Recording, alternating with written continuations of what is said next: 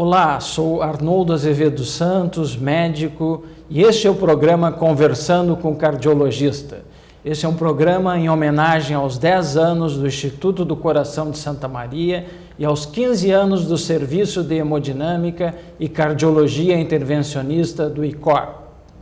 Conosco hoje está o Dr. Luiz Moraes, cardiologista, cirurgião cardíaco, membro da equipe do Instituto do Coração de Santa Maria, formado pela Fundação Universitária de Cardiologia de Porto Alegre e que já desempenha um trabalho de longa data aqui em Santa Maria, tanto na área da cardiologia como da cirurgia cardíaca. E o Dr. Luiz se especializou dentro da área de cirurgia cardíaca em marca-passos. E é por isso que hoje nós estamos trazendo o Dr. Moraes para alguns, Dr. Luiz para outros, para conversar conosco e dar algumas explicações sobre marca-passo. Então, usual, né, Dr. Luiz, que na mídia, tanto escrita como falada, as pessoas se perguntam, mas para que serve o marca-passo, como ele funciona, qual é a sua indicação, qual a contraindicação. Então, eu lhe perguntaria, para nós iniciarmos a nossa conversa, o que é um marca-passo? Muito bem.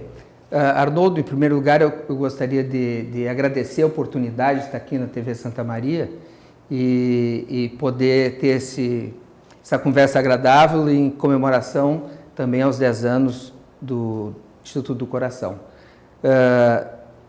Iniciando, os marca-passos servem para estimular, não é, um coração que está fraquejando, que está batendo com um número muito baixo de pulsações. Essa é a história do marca-passo. Hoje ele já tem outras indicações que a gente vai poder conversar melhor depois. Mas o marca-passo é uma das situações mais bem resolvidas, talvez, da cardiologia, porque é uma história recente, que não tem muito mais de 30 anos. Os implantes completamente dentro do corpo, que são os implantes endocavitários, eles começam em 1960. E já havia tido uma experiência em 1932 com o Dr. Hyman, nos Estados Unidos, que fez um implante de um fio temporário para estimular um cidadão que estava tendo uma parada cardíaca e teve sucesso. Mas, ao contrário da ciência aproveitar e desenvolver, ele foi execrado, porque disseram que ele tinha feito uma máquina infernal e que ele estava contrariando as leis de Deus, ele estava contra a vontade divina. E esse aparelho nem chegou a ser produzido, esse estimulador externo, e ficou quase 50 anos. Nós vamos de 32 até 1952, novembro, mês e ano que eu nasci, quando o Dr. Zoll novamente estimula um paciente com um bloqueio AV total, coração que não estava batendo, paciente isquêmico, e consegue mantê-lo vivo por 2, 3 dias, e isso foi um sucesso, e a partir daí começou a pesquisa muito grande. Em que país foi isso, Dr. Luiz? Estados Unidos. Estados Unidos. É interessante, Dr. Luiz, que parece que as coisas se repetem historicamente, né? Na hemodinâmica, o primeiro cateterismo cardíaco foi feito por Werner Forsman em 1929. E aquilo foi um escândalo, e você sabe essa história mais do que eu. E houve um hiato de tempo de 1929 até 1941 e até 1958, quando Mason Sones fez o primeiro cateterismo. Então, parece que historicamente as coisas se repetem. Datas próximas. Exato, né? Exato. Então, aí em 58, eu tenho até uma colinha aqui para não errar a data, gente. Em 57, o problema é que esse estimulador externo, o fio que penetrava para ir até o tórax, ele provocava queimaduras, era muito desconfortável para o paciente. E um dos pioneiros da cirurgia cardíaca, o Dr. Lillehei, na cidade de Minnesota, ele pede para um engenheiro elétrico fazer um estimulador mais compacto e movido a bateria, porque os estimuladores todos eram ligados na rede elétrica e a portabilidade era o comprimento do fio que estava ligado na luz. Então o sujeito podia se movimentar os 50 metros, ali onde o cabo alcançasse. O Dr. Lehigh pede para este engenheiro, que tinha uma oficinazinha numa garagem, e a empresa dele se chamava Medtronic, que veio a ser a grande multinacional de marca-passo.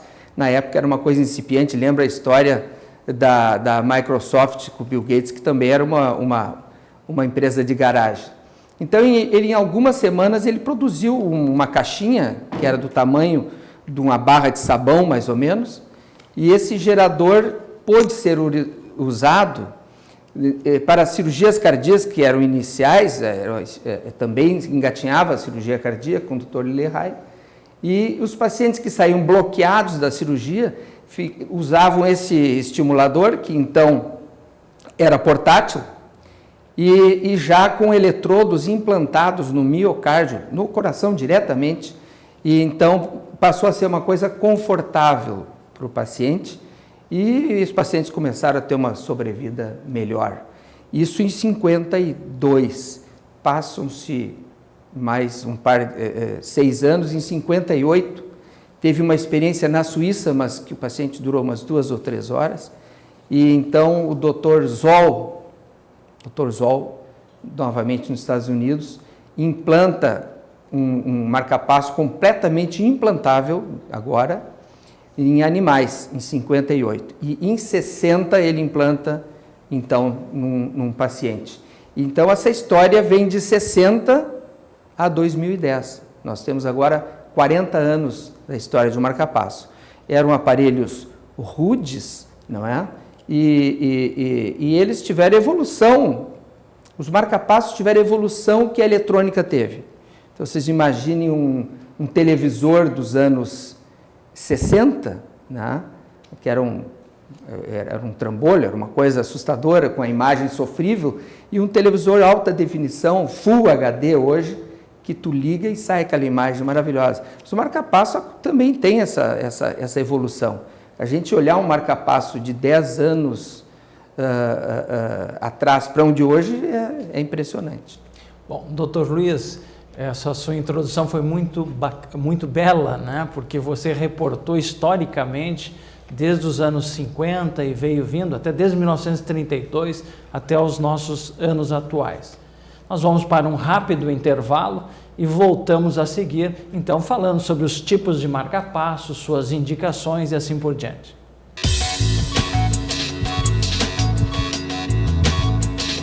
O seu coração é parte vital do seu corpo e deve ser cuidado com muita atenção. Atenção e carinho você encontra no Instituto do Coração de Santa Maria. O ICOR conta com uma equipe de médicos experientes e realiza inúmeros procedimentos, primando sempre pela ética e pelo humanismo. O ICOR acaba de completar 10 anos e agradece a você por toda a dedicação e confiança. ICOR 10 anos, uma paixão pela cardiologia.